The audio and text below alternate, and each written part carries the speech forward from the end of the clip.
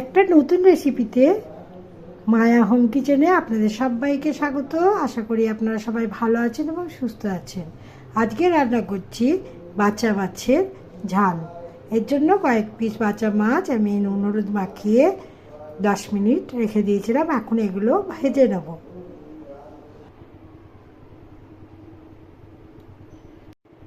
কড়াই খুব ভালো করে গরম করে নিয়ে এর মধ্যে তেল দিয়ে দিলাম। তেল গরম করে মাছগুলো এক এক করে ভেজে নেব। এক পিস ভাজা হয়ে গেছে, এগুলো আমি উল্টে দেবো।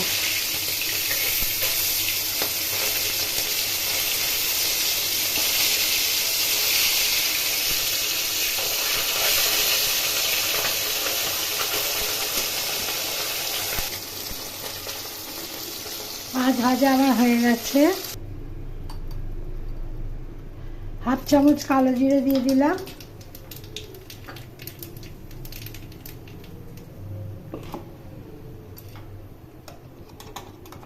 এখন এর মধ্যে পেঁয়াজ রসুন আদা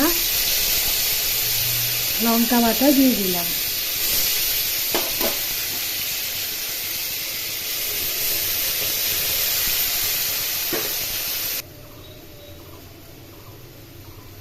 জিরে গুঁড়ো দিলাম,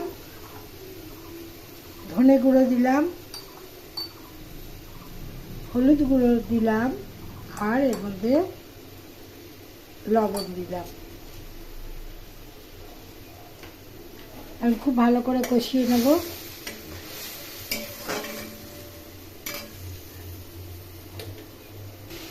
এখন ভাজা মাছ দিয়ে দিলাম।